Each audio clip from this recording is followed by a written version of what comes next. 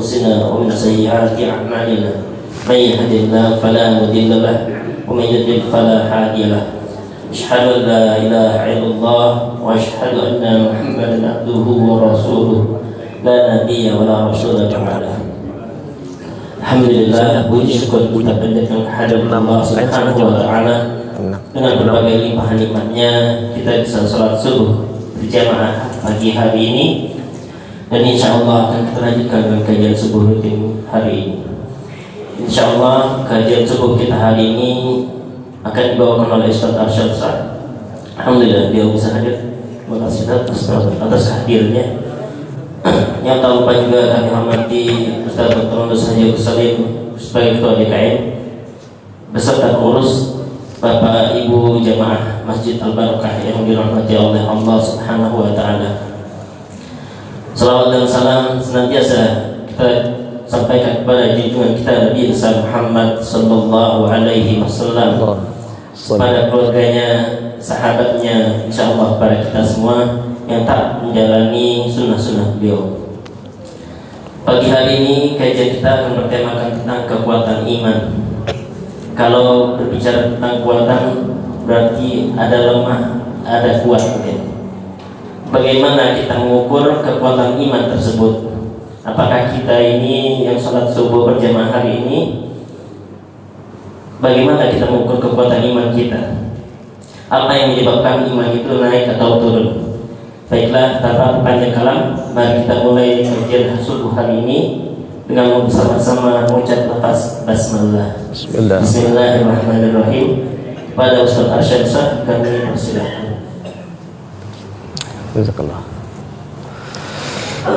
Bismillahirrahmanirrahim. Assalamualaikum warahmatullahi wabarakatuh.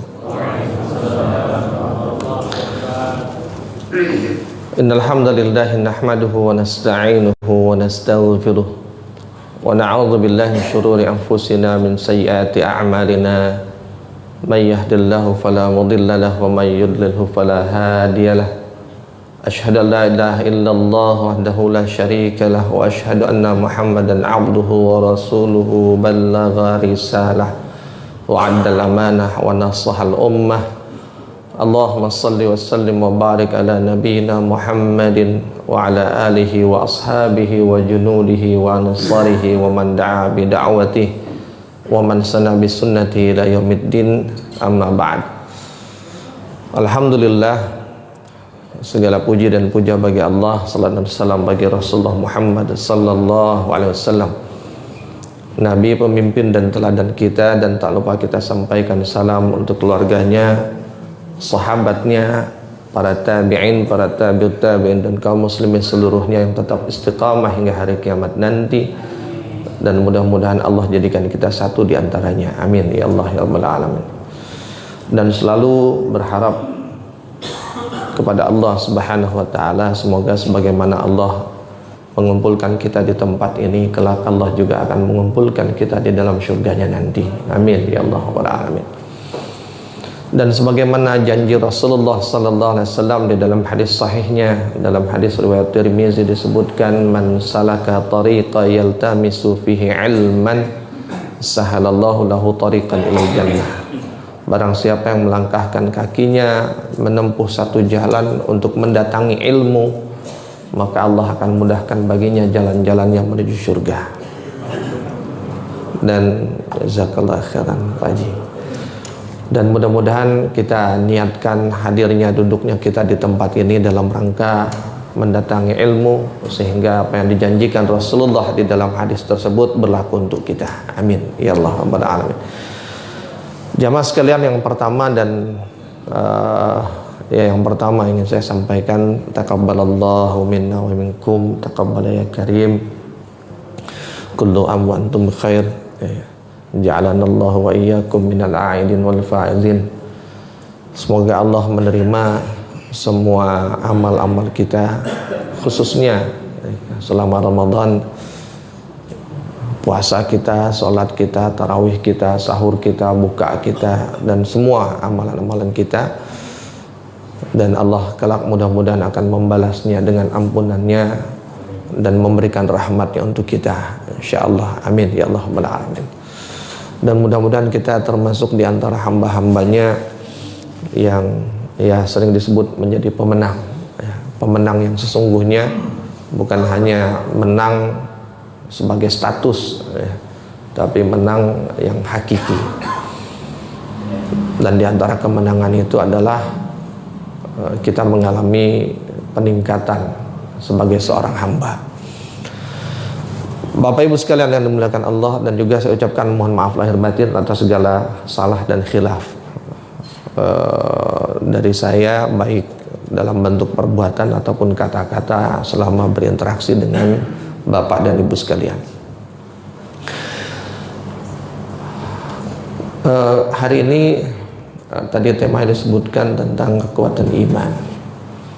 Saya ingin mengajak kita untuk mentadaburi 3 ayat di dalam Al-Quran, di dalam surah Al-Anfal ayat 2, 3, dan 4. Di dalam ayat itu Allah berfirman, a'udzubillahi minasyaitonir rajim, innamal mu'minuna alladzina idza dzukirallah wajilat qulubuhum wa idza tuliyat 'alaihim ayatuhu zadatuhum imana wa 'ala rabbihim yatawakkalun alladzina yuqimuna as-salata wa mimma razaqnahum yunfiqun ulaika humul mu'minuna haqqan lahum darajatun 'inda rabbihim wa maghfiratun wa rizqun karim. Jamaah sekalian yang dimuliakan Allah, ayat itu yang pertama bicara tentang indikator, ciri-ciri dari iman yang benar, yang disebut sebagai mu'minunal haqqa, orang beriman yang imannya itu benar, atau sering disebut iman dengan sebenar-benarnya iman. Lalu yang kedua, Allah juga bicara tentang bagaimana aplikasi atau wujud dari iman yang benar itu. Dan yang ketiga, Allah bicara tentang apa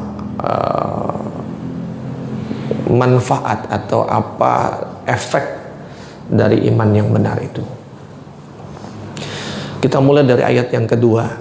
Allah mengatakan kepada kita, innamal mu'minuna alladzina idza dzukirallah, sesungguhnya orang-orang yang beriman itu, alladzina idza dzukirallah, adalah orang-orang yang jika disebutkan nama Allah. Begitu terjemahannya. Ketika disebut idza dzukirallah, katanya adalah zikir. Dan ketika kita bicara tentang zikir, maka zikir itu ada 2 kontennya, ada 2 muatannya. Zikir itu muatan yang pertama adalah ingat, dan muatan yang kedua adalah menyebut. Jadi dikatakan zikir ketika dia menyebut dan mengingat. Bukan zikir kalau cuma sekedar nyebut tapi tidak ingat, atau ingat tapi tidak nyebut. Jadi zikir itu adalah nyebut dan ingat. Dia menyebut nama Allah dengan lisannya, lalu dia mengingat Allah dengan hati dan pikirannya. Jadi ada 2 pekerjaan. Satu pekerjaan badan, yaitu melalui mulutnya, subhanallah, subhanallah. Yang kedua adalah pekerjaan hatinya dan pikirannya, yaitu dengan mengingatnya. Dan di situ disebutkan bahwa orang yang beriman itu adalah orang yang idza dzukirallah, jika disebutkan nama Allah kepadanya, sekaligus jika diingatkan dia tentang Allah. Jika disebutkan nama Allah kepadanya, nama Allah dalam 99 asma al-husnanya, ya, entah itu ar-Rahman, entah itu ar-Rahim, entah itu asy-Syakur, as-Sabur, ya kan, Al-Ghani, ya, dan lain sebagainya. Atau diingatkan dia tentang Allah, ya, ingat Allah, hati-hati, Allah itu maha melihat, gitu. Ya, diingatkan dia tentang Allah. Apa responnya? Apa yang terjadi pada orang beriman yang imannya benar itu? Wajilat qulubuhum, maka hatinya itu akan bergetar. Apa makna bergetar itu? Ibnu Abbas radhiyallahu an menyebutkan bahwa orang-orang beriman itu hatinya bergetar ketika disebut nama Allah, tidak seperti orang-orang munafik. Orang-orang munafik adalah orang-orang yang ketika disebut atau diingatkan nama Allah kepada dia biasa-biasa saja. Dia tidak ada reaksi apapun pada dirinya, baik lahiriahnya atau batiniahnya. Betul-betul biasa saja, sambil lewat. Tapi kalau orang beriman tidak begitu, ada reaksi pada dirinya. Nah, reaksinya apa dan kenapa dia bereaksi diperjelas oleh Imam Mujahid. Imam Mujahid ini adalah salah satu dari murid utama dari Ibnu Abbas radhiyallahu anhu. Kata Imam Mujahid bahwa yang dimaksud dengan wajilat qulubuhum adalah bergetar hatinya karena dia takut kepada Allah. Jadi hatinya bergetar karena takut kepada Allah. Dan rasa takut itu tumbuh di antaranya adalah ketika dia hendak melakukan sesuatu yang dilarang oleh Allah.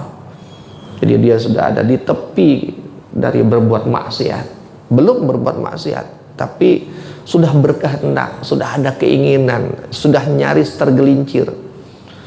Lalu kemudian diingatkan kepada dia tentang Allah, atau disebutkan nama Allah kepada dia, maka di saat itu juga dia berhenti, dia tidak melanjutkan perbuatannya. Dan itu dilakukan karena dia takut pada Allah. Karena ketika disebutkan nama Allah kepada dia, yang terbayang adalah hukuman dan azab yang akan Allah berikan kepada orang-orang yang mendustai dia atau yang mendurhakai dia. Jadi langsung kebayang sama dia. Dan ketika terbayang kebencian, ya kan, ataupun kemarahan ataupun azab Allah, itu yang membuat dia berhenti dan kemudian tidak melanjutkan. Jamaah sekalian. Atau seandainya ketika dia sudah terlanjur melakukannya, dia sudah sempat bermaksiat, lalu diingatkan dia tentang Allah, maka dia berhenti seketika. Nggak perlu nunggu lama, nggak perlu diyakinkan, nggak perlu dinasihatin berulang-ulang. Sekali aja diingetin, maka dia langsung berhenti. Sebagaimana yang disebutkan di dalam surah Ali Imran ayat 135. Walladzina idza fa'alu fahishatan aw zalamu anfusahum dzakarullaha fastaghfaru li dzunubihim wa may yaghfiru dzunuba illa Allah wa lam yusirru ala ma fa'alu wa hum ya'lamun. Orang-orang yang ketika dia melakukan perbuatan fahisyah, perbuatan keji, aw zalamu anfusahum, atau dia berbuat zalim kepada dirinya sendiri. Perbuatan keji itu dia menyakiti orang lain. Zalamu anfusahum itu dia melakukan maksiat yang sebenarnya dia sedang menjerumuskan dirinya sendiri. Apa yang dia lakukan ketika dia melakukan itu? Zakarullaha fastaghfaru li dzunubihim. Lalu kemudian dia ingat kepada Allah. Seketika dia ingat atau diingatkan, lalu fastaghfaru li dzunubihim. Dia segera minta ampun kepada Allah Selanjutnya apa? Walam yusiru ala ma fa'alu. Dia segera tinggalkan apa yang dia lakukan itu. Enggak dilirik lagi. Jamaah sekalian. Sebagaimana misalnya contoh, ada kisah tentang sahabat Abu Dzar Al-Ghifari yang satu hari dia menghina, bukan menghina, tapi berselisih paham dengan Bilal. Lalu saking keselnya keluar dari mulutnya ungkapan yang menghina Bilal. Ya, kurang lebih tersebutlah kalimat budak hitam. Gitu. Dan mendengar ucapan itu Bilal tersinggung. Lalu Bilal mengadu kepada Rasulullah. Dan ketika diadukan kepada Rasulullah, Rasulullah panggil Abu Dzar. Ditanya betul dia mengatakan itu, dijawab iya. Lalu apa kata Rasulullah? Wahai Bilal, sungguh aku melihat masih ada benih-benih kejahiliahan di dalam dirimu. Begitu Rasulullah bilang seperti itu, maka Abu Dzar langsung menjatuhkan tubuhnya ke pasir. Dia letakkan, ya, tempelkan pipi kanannya di pasir. Lalu kemudian dia katakan kepada Bilal, wahai Bilal, angkat kakimu dan injakkan wajahku dengan kakimu, agar tidak ada lagi benih-benih kejahiliahan dan kesombongan di dalam diriku.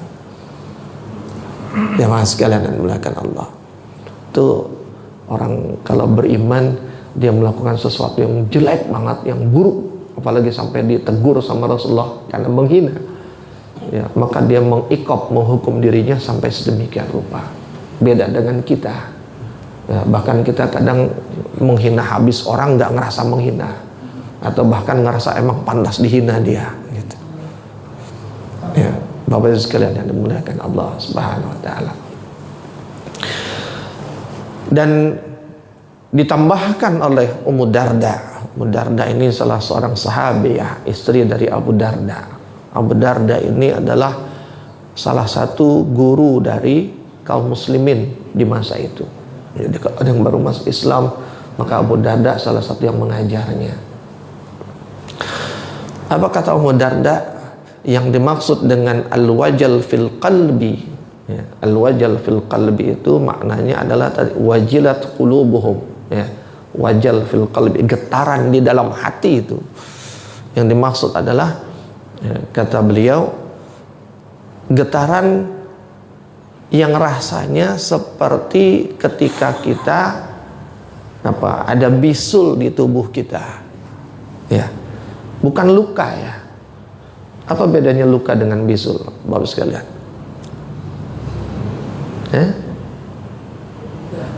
Kalau luka itu mengerikan, luka itu tergores, terbuka, kelihatan dagingnya, berdarah. Kalau udah kering pun jadinya kan seperti berkerak-kerak begitu, ya, kayak koreng gitu. Tapi kalau bisul enggak. Bisul itu bahkan dia licin gitu. Bahkan bisul itu lebih mengkilat daripada kulit aslinya kan, gitu. Terlihat lebih bagus gitu kulitnya. Nah, lebih glowing. Ya, bos sekalian. Tapi, ya, walaupun luarnya tampak bagus dan glowing, tapi itu ngebetnya bukan main. Ya, nyut-nyutan. Ya, apalagi kalau dia lagi meradang, wah itu bisa nggak tidur kita. Ya, nggak nyaman gitu. Nah, seperti itulah yang dimaksud dengan al-wajal fil qalbi, kata Ummu Darda. Jadi ketika dia hendak melakukan yang buruk, lalu diingatkan tentang Allah, terasa seperti itu rasanya tuh di dalam dadanya. Ada sesuatu gitu, gak enak, gak nyaman. Ya. Nah, coba kita rasakan itu. Kalau seandainya kita dinasihatin orang, kita diingetin orang, rasain respon kita. Apakah respon kita seperti ada sesuatu gitu yang lain, ya, di dalam diri kita, ya. Atau kita justru merasa tersinggung, atau justru kita malah marah gitu ya. Nah, orang yang imannya benar ya, ketika dia diingatkan, nggak harus dia salah, nggak harus dia maksiat, tapi ketika ada orang yang mengingatkan dia, maka teng aja ya, berasa keinget dosa-dosanya, dan itu membuat dia gemetar. Bapak Ibu sekalian yang dimuliakan Allah Subhanahu wa taala, itu yang pertama ya, al-wajal fil qalbi. Lalu yang kedua, wa idza tuliyat alaihim ayatuhu ya, dan ketika diingatkan ya, kepadanya ya, ayat-ayat Allah, atau dibacakan kepada dia ayat-ayat Allah, zadathum imana, maka bertambahlah imannya. Dan yang dimaksud dengan ayat di sini, sebagaimana zikir punya dua muatan, maka ayat pun juga punya dua muatan. Ayat itu yang pertama muatannya adalah ayat Allah, yaitu qauliyah Al-Quran, sehingga ketika dibacakan Al-Quran kepadanya, maka bertambah imannya. Tapi ayat juga bermakna adalah tanda ya, karena ayat itu maknanya adalah tanda. Dan ketika disebut ayat, maka dimaksud adalah tanda dari kekuasaan Allah ya. Inna fi khalqis samawati wal ardi wa ikhtilafil laili wan nahari la ayatin liulil albab. Maka kemudian disebut ada ayat qauliyah, ada ayat kauniyah, ada tanda kekuasaan dalam bentuk perkataan yaitu Al-Quran, ada tanda kekuasaan dalam bentuk ciptaan Allah di alam semesta ini, yaitu ayat kauniyah. Ketika disebutkan dibacakan Al-Quran kepada dia, atau ketika ya kan, dia bertafakur alam, dia jalan-jalan, dia melihat kekuasaan Allah, dia melihat gunung, dia melihat matahari, dia melihat silih bergantinya malam dan siang, malam ganti menjadi pagi, pagi jadi siang, jadi malam. Dia lihat ada orang yang meninggal, yang tadinya hidup, yang baru kemarin masih bicara, tapi hari ini kemudian dia sudah tiada. Atau peristiwa apapun gitu, yang itu menunjukkan betapa kuasanya Allah Subhanahu wa taala terhadap makhluknya, maka bertambah keimanannya. Kenapa bertambah keimanannya? Karena dia semakin yakin bahwa Tuhan yang dia tuhankan adalah Tuhan yang benar. Dan agar dia terjaga oleh Tuhan yang benar itu, agar dia terlindungi oleh Tuhan yang benar itu, maka dia harus mendekat kepadanya. Dan cara mendekat kepadanya adalah dengan menambah ketaatan kepadanya. Dan menambah ketaatan itu tidak akan terjadi kecuali ada penambahan iman pada dirinya. Maka Bapak Ibu sekalian, dalam satu hadis Bukhari dan Muslim disebutkan, ketika ada sahabat bertanya tentang apakah yang dimaksud dengan orang yang berhijrah, maka Rasulullah katakan, al-muhajir manahallahu anhu. Orang yang berhijrah itu adalah orang yang meninggalkan apa-apa yang Allah larang. Di dalam hadis Nasa'i disebutkan, ya Rasulullah, ayul hijratu afdal. Sahabat bertanya, ya Rasulullah, hijrah seperti apakah yang utama? Rasulullah menjawab bahwa hijrah yang utama itu, yang pertama, antahjura ma kariha rabbuk. Ketika kamu meninggalkan apa-apa yang Tuhanmu benci. Apa yang Allah benci? Tinggalkan. Fayuti'u idza umira. Dan hijrah itu adalah ketika kamu taat saat diperintah. Wa yujibu iza du'iya. Dan hijrah itu adalah ketika kamu menyambut apapun yang diserukan oleh Allah Subhanahu wa taala. Jadi jamaah sekalian yang dimuliakan Allah Subhanahu wa taala, ketika dia dibacakan ayat Allah, ketika dia tahu tentang kuasanya Allah, maka muncullah ya kan, keyakinannya bahwa inilah Tuhan yang benar. Karena Tuhan yang paling baik, Tuhan yang paling keren, Tuhan yang paling hebat adalah satu Tuhan yang punya kehendak, yang kehendaknya tidak bisa dibatasi oleh kehendak makhluk. Makanya hati-hati dalam menerjemahkan kalimat hadis, ana inda zan abdi bi. Ya. Jangan diterjemahkan aku tergantung kehendak hambaku. Nggak ada Tuhan itu ngikut kehendak hambanya. Hamba yang ngikut kehendak Tuhan. Maka ana inda zan abdi bi itu diterjemahkannya aku bersama, aku ada bersama dengan prasangka hambaku.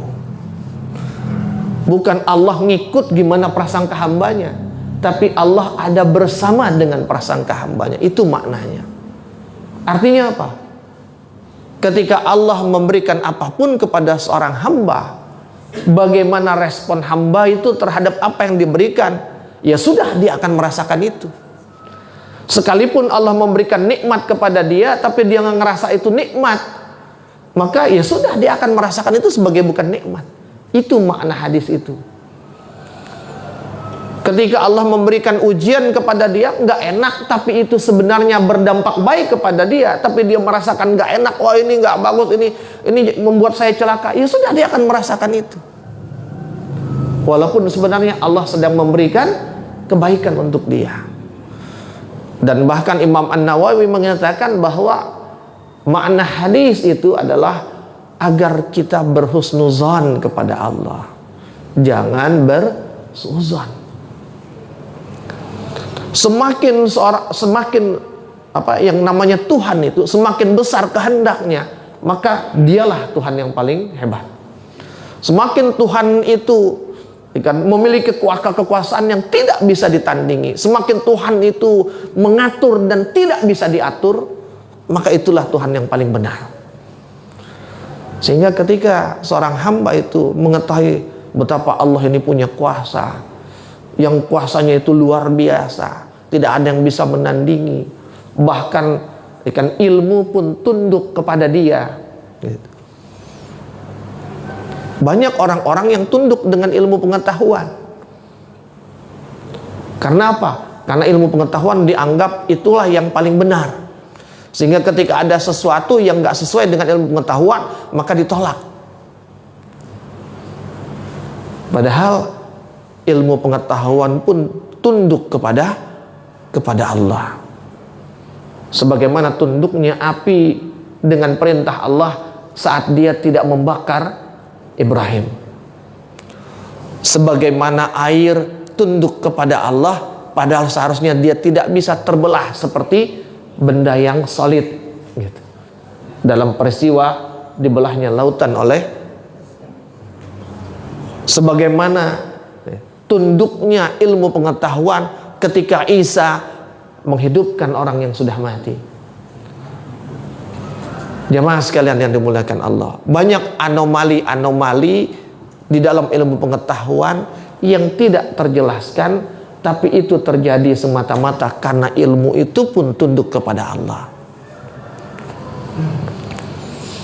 Sehingga kalau tunduknya pada ilmu itu masih kecil, tunduklah kepada si pemilik ilmu, yang bahkan ilmu itu pun tunduk kepada dia. Jemaah sekalian yang dimuliakan Allah Subhanahu wa taala. Dan dua itu saling berhubungan, antara rasa takutnya kepada Allah dan bertambah iman itu. Kenapa Bapak sekalian? Orang yang takut, maka dia akan meninggalkan apa yang ditakutinya. Itu standarnya begitu. Ya. kita takut sama razia, kita akan menjauh dari razia. Kita takut sama begal, kita akan lari dari begal. Tapi berbeda ketika seorang hamba itu takut kepada Allah. Ketika dia takut kepada Allah, dia justru akan mendekat. Kenapa mendekat? Karena dia tahu kekuasaan Allah tidak mungkin dihindari. Karena dia tahu kekuasaan Allah tidak mungkin dia lari darinya. Maka tidak ada cara lain untuk untuk mewujudkan rasa takutnya kepada Allah dengan cara apa? Mendekat dan berbaik-baik kepada yang ditakutinya itu. Sehingga yang ditakutinya itu pun nanti baik kepada dia. Dan bukti dari dia mendekat adalah ketika dia melakukan apa yang diperintahnya. Jemaah sekalian yang dimuliakan Allah Subhanahu wa taala. Dan tidak akan melakukan apa yang diperintahnya, tidak akan bertambah imannya kecuali orang yang takut kepada Allah, dan tidak ada orang yang takut kepada Allah kecuali orang-orang yang berilmu. Maka di dalam Al-Qur'an disebut innama yakhsyallaha min ibadihil ulama. Sungguh kata Allah, innama, di situ maknanya adalah tidak ada yang lain kecuali yang disebut setelah itu. Yang disebut di akhir itu adalah ulama. Innama yakhsyallah min ibadihil ulama. Terjemahannya itu sesungguhnya hanya ulama lah yang takut kepada Allah. Tapi yang dimaksud ulama di situ bukan melekat kepada status ulama fulan, ulama, bukan. Yang dimaksud ulama di situ adalah dia melekat pada karakter. Bahwa ulama itu adalah yang takut kepada Allah. Kenapa dia takut? Karena dia mengenal Allah. Siapa yang mengenal Allah? Yang memiliki ilmu tentang Allah. Bagaimana memiliki ilmu tentang Allah? Di antaranya adalah mengenali Allah lewat asma'nya, lewat asmaul husnanya, mengenal Allah lewat sifat-sifatnya, mengenal Allah lewat kekuasaannya, lewat makhluknya. Jadi ulama itu tidak melekat kepada status, pada orang. Kenapa? Banyak orang punya ilmu tapi dia nggak takut sama Allah. Buktinya apa? Dia bermaksiat, dia korupsi. Tapi walaupun dia tidak menyandang gelar ulama, tapi jika dia takut kepada Allah, dan rasa takutnya itu karena dia tahu kekuasaan Allah, dia tahu apa yang bisa dibuat oleh Allah, dia tahu apa konsekuensi dari apa yang dia lakukan nantinya dari Allah, maka itulah yang disebut dengan orang alim. Orang yang mengenal Allah adalah orang yang paling takut dengan Allah. Maka dia akan mendekat kepada Allah dengan cara melakukan apa yang diperintah dan meninggalkan apa yang dilarang. Lalu yang ketiga, kata Allah,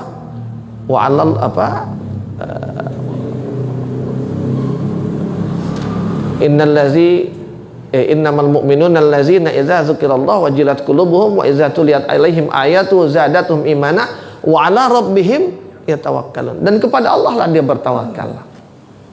Jemaah sekalian, karakter yang ketiga, indikator yang ketiga, orang yang imannya benar, dia bertawakal kepada Allah. Dan sebagaimana zikir punya dua muatan, ingat dan nyebut, sebagaimana ayat punya dua muatan, yaitu kauniyah dan kauliyah, maka tawakal pun juga punya dua muatan. Selama ini kita menganggap tawakal itu hanya satu. Udah usaha dulu, setelah itu baru tawakal. Padahal usaha itu bagian dari tawakal. Tawakal itu ada dua muatannya. Yang pertama adalah ikhtiar, yang kedua tafwid. Itulah tawakal. Bukan tawakal tanpa ikhtiar, bukan tawakal tanpa tafwid.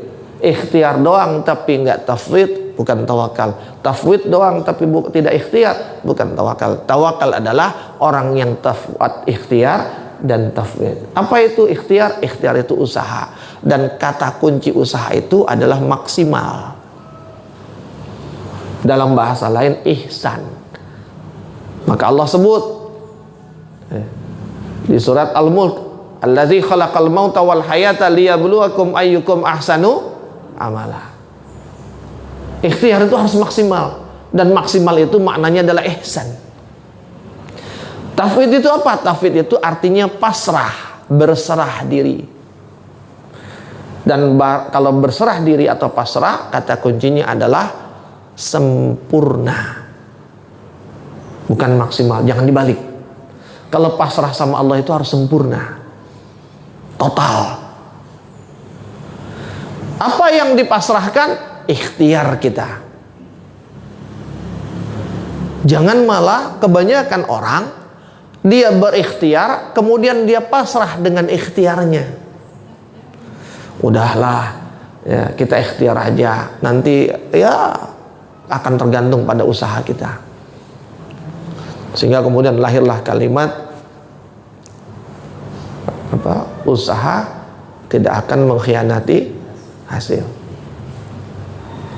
Berapa banyak Bapak sekalian usaha itu mengkhianati hasil? Kurang apa usahanya tukang sekoteng, kuli di pasar induk, bandingkan usahanya sama orang yang mungkin kerjanya nggak banyak, sehari hanya 2 jam, tapi hasilnya mana yang lebih banyak?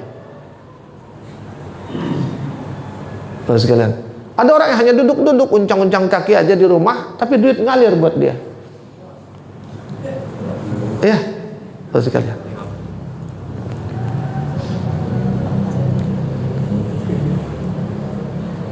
Jadi tidak ada itu. Yang kita lakukan adalah ikhtiar, kemudian sandarkan ikhtiar kita kepada Allah. Jika ikhtiar kita sejalan dengan kehendak Allah, maka ikhtiar itu akan sampai kepada hasilnya. Tapi jika ikhtiar kita tidak sejalan dengan kehendak Allah, ya ikhtiar itu nggak akan sampai kepada hasilnya. Tapi kita tidak dituntut untuk mencapai hasil. Kita hanya dituntut untuk berusaha, ikhtiar. Dan kemudian pasrahkan ikhtiar itu.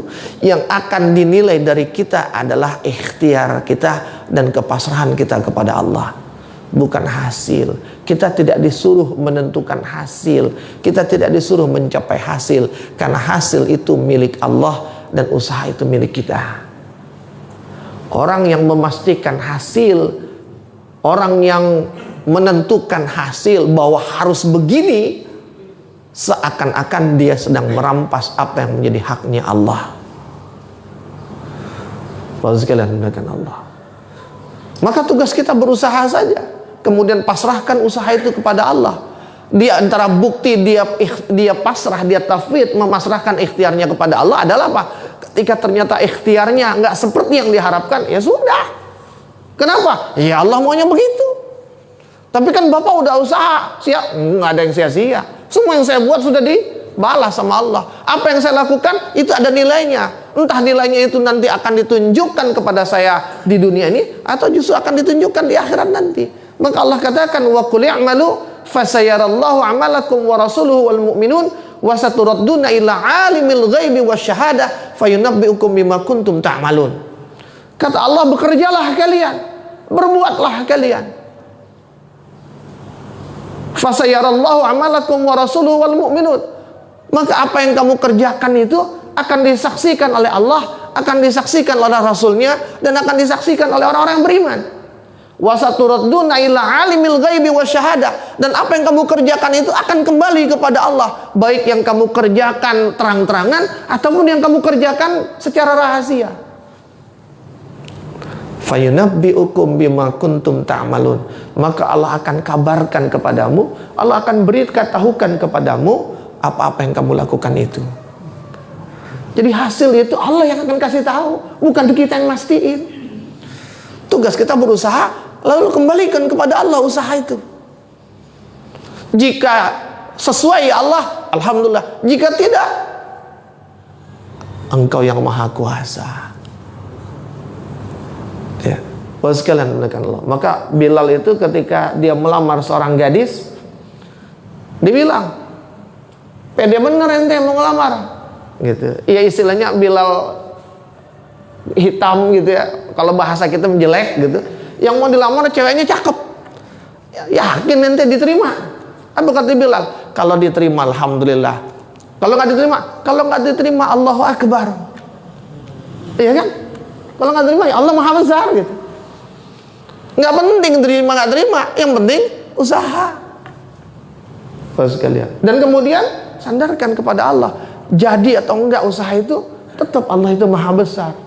Tidak mengurangi ketundukan saya kepadanya, sekalipun yang saya usahakan nggak saya dapatkan. Dan yang terakhir Bapak sekalian, ya, Allah sebutkan dengan 3 itu, dengan al-wajal fil qalbi, getaran di hatinya, dengan bertambah imannya, dengan tawakalnya kepada Allah, ya. Maka kata Allah apa? Allazina yuqimuna shalah wa mimma razaqnahum yunfikun. Dampak dari 3 hal itu adalah dia akan semakin taat kepada Allah. Dan wujud ketaatan itu disebutkan 2, yuqimuna shalah wa mimma razaqnahum yunfikun. Ada yang tahu nggak kenapa yuqimuna shalah dan mimma razaqnahum yunfikun? Apakah puasa? Enggak. Apakah orang yang imannya benar cuma melaksanakan sholat dan kemudian menginfakkan sebagian hartanya saja? Berarti nggak puasa dong? Berarti nggak haji dong? Tidak. Itu hanyalah simbol bahwa amalan badan terbaik, amalan badan yang paling utama, simbolnya adalah sholat. Ya.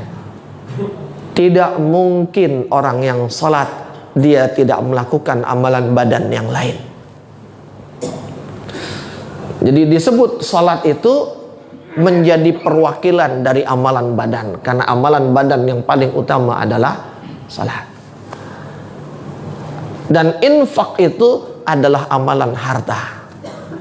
Tidak ada amalan harta yang lebih baik selain daripada menginfakkan harta itu di jalan Allah. Bapak sekalian menakan Allah. Ulaika humul mu'minuna haqqa. Itulah orang-orang yang imannya benar. Dan tidak ada iman yang lebih baik, tidak ada iman yang lebih kuat selain daripada iman yang dengan iman itu bisa menggetarkan hatinya, yang dengan iman itu bisa menambah imannya, yang dengan iman itu membuat dia bertawakal kepada Allah, yang buahnya dia semakin taat kepada Allah Subhanahu wa taala. Dan kita sudah digembleng dengan Ramadan. Ramadan isinya semua ketaatan. Maka seharusnya selepas Ramadan kita bertambah imannya, dan bertambah iman kita dengan cara bertambah taat kita. Maka apa yang pernah kita lakukan di Ramadan, coba kita pertahankan walaupun dengan angka yang minim. Tapi hari ini harusnya lebih baik daripada sebelum Ramadan. Bapak sekalian, jika tidak, maka kita harus bertanya, adakah Ramadan itu adalah ketaatan yang diberikan kepada kita atau sebaliknya? Karena ketaatan itu buahnya peningkatan iman. Tapi kalau dia bukan ketaatan, wajar tidak ada peningkatan iman. Itu yang bisa saya sampaikan. Mudah-mudahan bermanfaat. Semoga Allah menjadikan kita hamba-hambanya yang kuat imannya, dan semoga Allah menjadikan kita hamba-hamba yang semakin taat kepada Dia. Assalamualaikum warahmatullahi wabarakatuh.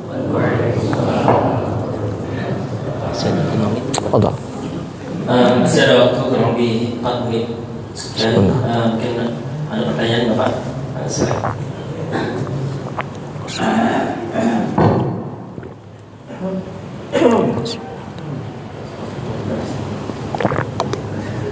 Assalamualaikum warahmatullahi wabarakatuh. Waalaikumsalam.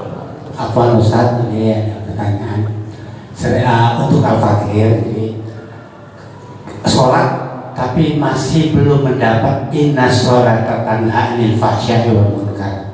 Mohon diperjelas supaya dapat inna sholata tanha 'anil fahsya'i wal munkar. Demikianlah yang saya sampaikan. Assalamualaikum warahmatullahi wabarakatuh. Waalaikumsalam warahmatullahi wabarakatuh. Kalau ada lagi dikumpulin nggak apa-apa? Mungkin masih ada satu. Masih. Iman itu kan turun naik ya. Lalu kadang dan umumnya realnya itu bahwa maksiat yang dilakukan manusia itu bisa berulang. Pertanyaannya, kenapa bisa berulang? Ya. Lalu kemudian bagaimana meminimalkan atau meniadakan perulangan maksiat itu? Oke. Mungkin cukup tuh. Ada lagi? Ya, cukup. Baik. Bapak sekalian, inna sholata tanha 'anil fahsya wal munkar. Salat itu seharusnya membuat seseorang itu tercegah dari perbuatan keji dan mungkar. Maka kalau ada orang yang salat tapi dia masih tidak terhindar, tercegah dari keji dan mungkar, tandanya ada yang harus dikoreksi dari salatnya. Bukan benar salah salatnya, tapi dalam pelaksanaannya mungkin ya kan, ada ketidakhusyuan kah, ya kan, atau ada yang melalaikannya kah, dan lain sebagainya. Nah, maka Bapak Ibu sekalian yang dimuliakan Allah Subhanahu wa taala, ya, amalan apapun jika dia istilahnya dilaksanakan dengan, dalam bahasa kita tuh khusyuk gitu ya, maka dia akan membekas, dia akan memberikan efek kepada seseorang, dan efek yang paling kelihatan itu adalah perbuatannya. Lalu pertanyaannya, kenapa orang sholat tapi dia masih berbuat keji dan mungkar? Atau gimana caranya agar dia sholat, dia terhindar dari keji dan mungkar? Maka di antara pembahasan para ulama itu yang harus dilakukan adalah bagaimana kita tetap mendirikan sholat sekalipun kita sudah berada di luar sholat. Maksudnya apa mendirikan sholat sekalipun ada di luar sholat? Tetap sholat di luar sholat adalah semangat dan ruh dari sholat itu. Apa yang dirasakan orang pada saat dia sholat? Kenapa orang itu sholat? Karena Allah perintah. Kenapa orang sholat? Karena dia pengen taat sama Allah. Apa yang dilakukan saat sholat? Dia berusaha untuk khusyuk. Apa yang tidak dilakukan saat dia sholat? Yang dilarang dilakukan di dalam sholat. Maka ketika dia sholat di luar sholat, maka saat dia sedang tidak sholat sekalipun, semangat untuk taat kepada Allahnya besar, tetap ada. Ketika dia sedang tidak sholat sekalipun, maka dia akan melakukan apapun yang diperintahkan. Dan sekalipun dia tidak sedang sholat, maka dia tidak akan melakukan apapun yang dilarang oleh Allah Subhanahu wa taala. Nah, gimana supaya begitu? Nanti ada kaitannya dengan pertanyaan yang kedua. Ya. Apa itu? Terkait dengan ayat 2, 3 dan 4 di surat Al-Anfal tadi, Imam Bukhari dan juga beberapa disebutkan jumhur kan ulama, bahkan ada yang menyebutkan ijma ulama dari dalil ayat itu dan juga ayat-ayat yang semakna. Maka dikatakan bahwa iman itu kesimpulannya bisa naik. Kalau dia bisa naik berarti dia bisa turun. Maka kita kenal ungkapannya, al-imanu yazidu wa yankus. Iman itu naik dan turun. Apa penyebab naiknya? Yazidu bitta'ah. Penyebab naiknya adalah ketika dia taat kepada Allah. Wa yankus, turunnya bil maksiyah, ketika dia bermaksiat kepada Allah. Maka jika kita ingin iman kita naik, lakukanlah ketaatan. Ketaatan itu apa? Apa yang diperintah dikerjakan, apa yang dilarang ditinggalkan. Jangan lakukan maksiat. Maksiat itu apa? Meninggalkan yang diperintah, melakukan yang dilarang.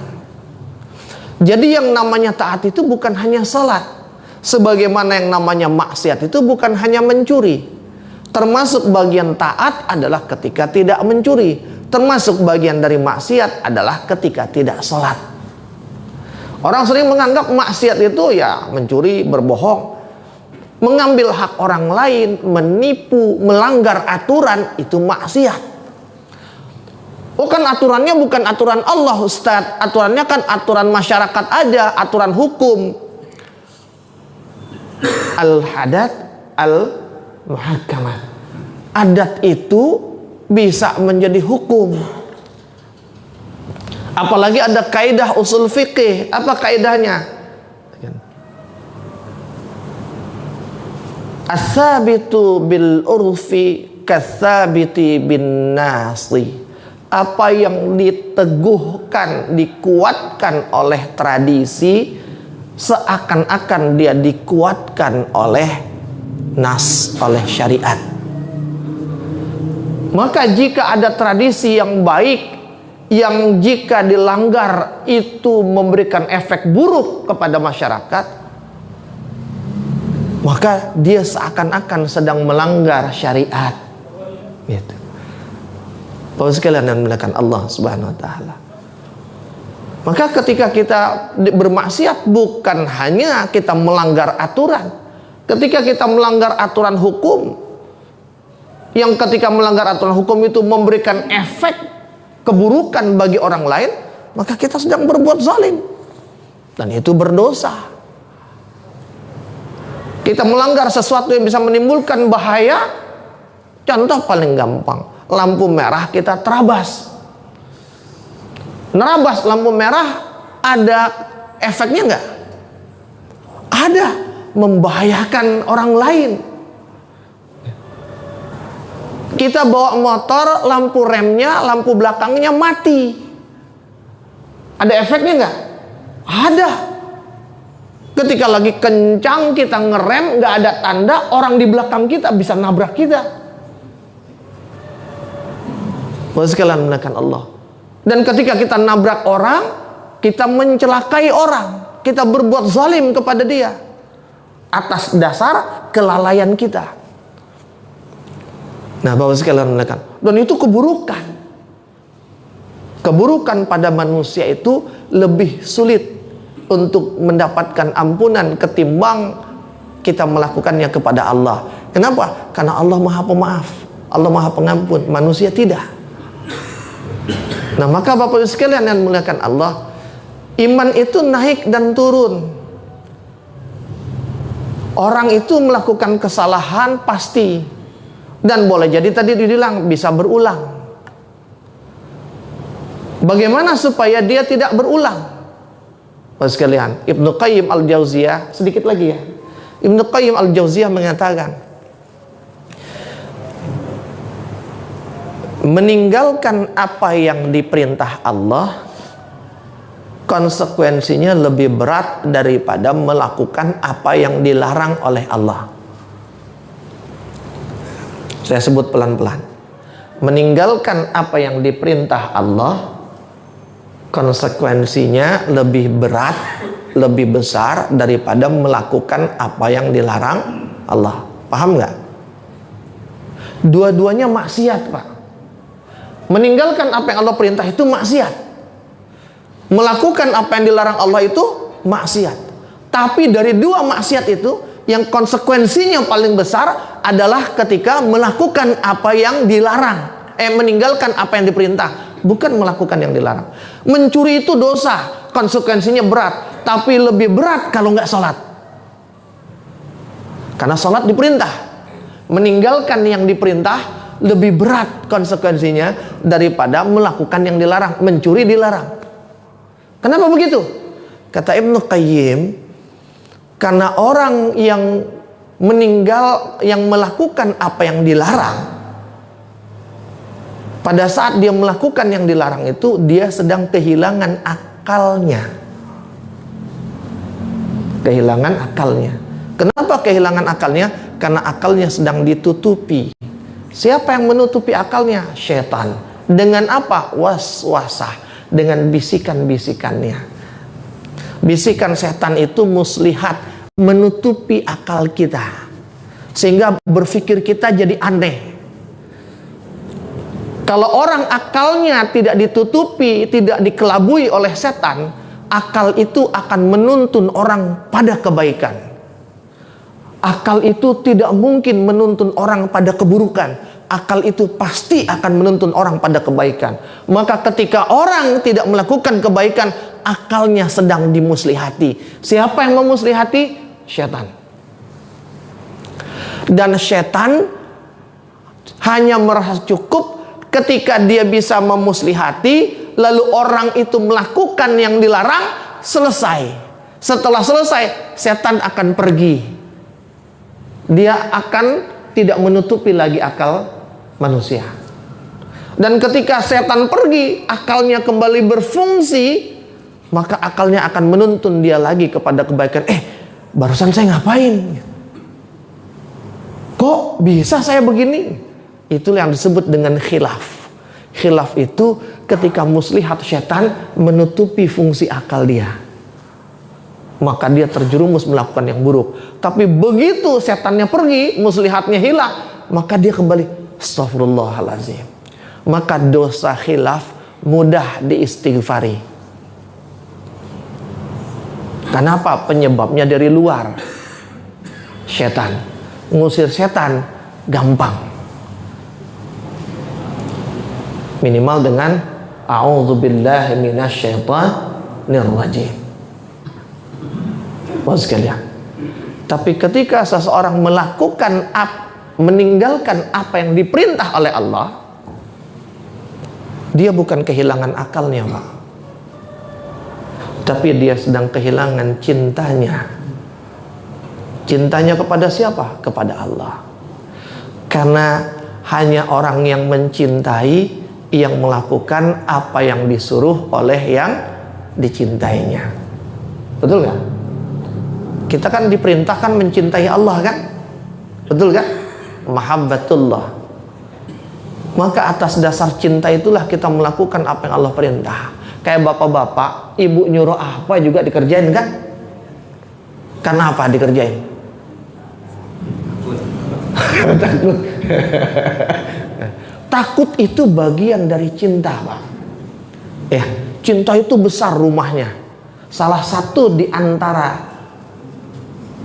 isi dari cinta itu adalah takut. Takut apa? Salah satunya takut kehilangan. Jadi takut itu bagian dari cinta. Orang yang jatuh cinta, dia pasti akan takut. Maka Bapak sekalian, hanya orang yang mencintai yang akan melakukan apa yang diminta oleh yang dicintainya. Coba kalau ada bini orang nyuruh kita, Pak, dikerjain nggak? Enggak. Kenapa? Gue nggak cinta sama dia. Maka ketika Allah nyuruh dia, dia akan kerjakan. Kenapa? Karena aku mencintai Allah. Maka ketika Allah nyuruh dia nggak kerjain, tandanya dia kehilangan cintanya kepada Allah. Dan kehilangan cinta kepada Allah bukan sebab dari luar, bukan karena setan, tapi sebab dari diri kita sendiri. Dan apa-apa yang asalnya dari dalam diri kita sendiri, menghilangkannya lebih susah. Orang yang kehilangan akal, tinggal akalnya dikembalikan dengan cara hilangkan yang nutupinnya. Yang nutupinnya setan, usir setannya. Dengan apa? Salah satunya dengan istighfar, dengan auzubillahi minasyaitonirrajim, dengerin azan dan lain sebagainya. Setan itu akan keluar. Bahkan setan akan keluar dengan sendirinya selepas kita melakukan apa yang dia suruh untuk melakukan. Tapi ketika orang kehilangan cinta, Pak, cinta itu tumbuhnya susah. Betul nggak? Untuk jatuh cinta itu perlu waktu. Untuk jatuh cinta itu perlu alasan. Kenapa saya mencintai dia? Gitu. Maka Bapak sekalian menekan Allah, gimana supaya nggak berulang? Jaga kesadaran kita, Pak. Jaga akal kita supaya setan nggak gampang nyusup gitu, untuk bikin kita khilaf. Sehingga kita buat lagi, kita tobat lagi, kita buat lagi, kita tobat lagi. Jaga kesadaran kita, kesadaran kita kepada Allah, sehingga setan nggak gampang ngalangin akal kita. Gimana cara jaga kesadaran kita? Banyak-banyak ingat Allah. Nah, begitu pula supaya sholat itu membuat kita tercegah dari keji dan mungkar yang bisa berulang tadi. Banyak-banyak ingat Allah sekalipun kita di luar sholat. Sholat itu kan ingat Allah, maka di luar sholat tetap harus ingat Allah. Gimana cara ingat Allah di luar sholat? Salah satu caranya adalah banyak-banyak berzikir. Astagfirullah, astagfirullah, astagfirullah, astagfirullah. Begitu jawabannya, Pak. Wallahu a'lam bishawab. Mudah-mudahan bermanfaat dari saya. Sekian. Assalamualaikum warahmatullahi wabarakatuh. Waalaikumsalam warahmatullahi wabarakatuh. Alhamdulillah, jazakumullah khairan jazaa. Mudah-mudahan kita semua orang yang bisa menjaga keimanan kita dengan selalu taat kepada Allah dan jauhi maksiat. Dan sekiranya kita tergelincir kemaksiatan, kita segera akan bertaubat kepada Allah dan bertawakal kepada Allah. Dan saya cukup sekian. Mohon maaf bila ada kekurangan. Kita tutup dengan kafaratul majlis. Subhanakallah. Bihamdika asyhadu an la ilaha illa anta Astaghfirullah. astaghfiruka wa atubu ilaik. Assalamualaikum warahmatullahi wabarakatuh. Waalaikumsalam Bapak Ibu, warahmatullahi wabarakatuh. silakan, sudah tersedia sarapan.